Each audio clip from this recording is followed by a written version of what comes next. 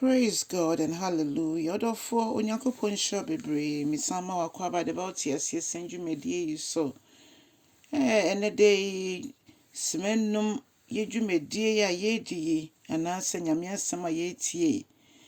Ye kamfo ye ho de hye ye ho den say onyankopon ka ye ho nti ye de na sem so tu anamo esi ye yie. Odomfo pa ye da wase ka se cheche ya wase mo na wie ye no yemfa okese na omani ye emma o. Ewo Jesus Christ udi mu ne abompaye. Hallelujah. Odofo me ma wakwa babiom ne ebefa yakenkan sem afi Korintofoɔ ma etosumie no eti ba kon chichemu yensa kosi yenson. Korintofoɔ ma etosumie no eti ba kon chichemu yensa kosi yenson. Odofo me ntie Awurade asem.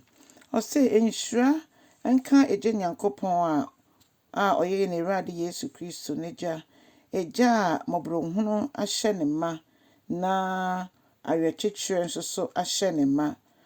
Ono ena o chichi ye werɛ wo bra ye wo ahoyehie mo na onam akomatoye manasa ɔwerɛkyekyere ode achichi ye werɛ no onam so eyiye fi amanehunu mo na ye nso so yetimi de ɔwerɛkyekyere abrɛ afoforo. Ono di nka achichi ye werɛ o na ye nso yetimi achichi afoforo werɛ. Na oka se sɛdeɛ Kristo Yesu na manehunu dɔɔso ɛwɔ yɛn akandifoɔ mu no ɛyɛ Paul na ɛka se Sara nso ɛna yɛn nso so ɔnam yɛn so ɛkyekye afoforo afe na ɔmo ba nso werɛ. Na afei ɔmo etimi atena Kristo Yesu mu. Na sabri se akandifoɔ ɛfa manehunu mu ehu amanea. Emu asuehunu ɛna yetimi de bo ɔmo nso a afei na ɔmo ba. Na ɔmo nkwagye etimi esipi wɔ Awurade mu. Na afei ɛba ne saa ɛma nipa no etimi tintim etimi gyina. Na wetimi enyini ɛwɔ Kristo mu enya ahotoso. Enya nkwagye mu ahotoso sɛ de abrɔfo bɛka sɛ assurance of salvation no. Na afei yare hye mo nyinaa ɛwɔ mo mu sɛ mo begyina.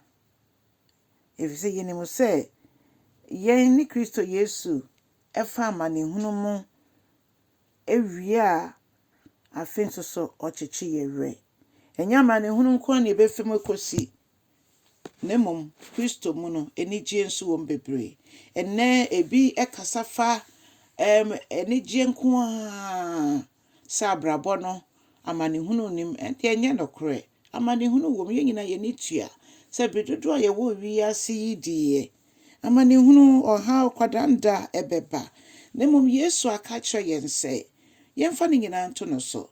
Enti na Paul guso ɔka sɛ ɔno na ɔbɛkyekye ye werɛ na yɛn nso ɔwerɛkyekyere no mu no yɛnya bi de akyekye afoforo nso werɛ. Ɛno nti menim nea wofa mu. Woyɛ Kristoni a onyankopɔn ni da wo so. N'ani da me so. N'ani da yɛn nyinaa yɛ so sɛ yɛyɛ nanamsifo wɔ asase yi so die. Ɔbɛnam yɛ so akyekye afoforo werɛ. Ɛno nti momma yɛdeɛ no yɛmfa nto Awurade so. Ɔsɛ yɛmfa nto no so.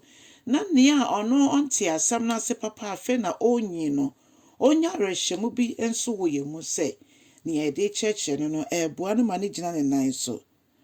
Obi wura ho a fa no kɔ yɛwerɛkyekyefoɔ no nkyɛn. Ma ne hu sɛ yɛwerɛkyekyefoɔ bi a ɔno na wakura yɛn mu besi saa brenti a ɛmma yɛn hu nti yɛmma yɛn hwe ase. Woyɛ gidini nso na kakrankra wo hwe ase a asɛm yi ɛkɔma wo sɛ ma wo home ne so. Saa brei Kristo Yesu man na abɛn kyɛn sɛdeɛ yɛnim no. Ɛno nti momma yɛmfa yɛn ho nyinaa nto no so. Yɛnhwehwɛ n'akyiri kwan yie. Na bra a ɔyi yɛfi amanehunu mu no na yɛn nso so yɛkyekye afoforo nso ɛwerɛ. Onyankopɔn nhyira wo na ɔnyɛ ɔkɛseɛ. Onyankopɔn kyerɛ w'ahyɛ mu na yɛ asampakani adwuma sansa yɛyɛ nyinaa yɛ asɛdeɛ. Na bra yɛkyɛ asɛm no na afoforo nso ɛti bi no na wo subscribe Ema dwumadie no nso so ɛkɔ so. Wa subscribe dada nso a yɛka sɛ nyame nhyira so wayɛ ne saa. Afei na wobɛ subscribe nso a onyame nhyira. Onyame ɔma ɛdɛn nso yɛnso aba wɔ mu. Nea ɛda yɛn anim bi ama Nyame ma ne nsi yie na Awurade ma nkonimdie ne anigyeɛ mmra yɛn akwan mu. Ɔyɛ ɔyaw ne yareɛ ne amanehunu bi a Onyankopɔn ɔnyi yɛn mfiri mu. Ɔnyi yɛn mfiri ɔsɛefoɔ agyinatuo nyinaa mu. Na menim sɛ Onyankopɔn bɛma yɛn asomdwoe a ɛsɛ wiase nteaseɛ nyinaa so sɛdeɛ wahyɛ yɛn bɔ no. Onyankopɔn nhyira wo na so aba wɔ Yesu din mu. Amen.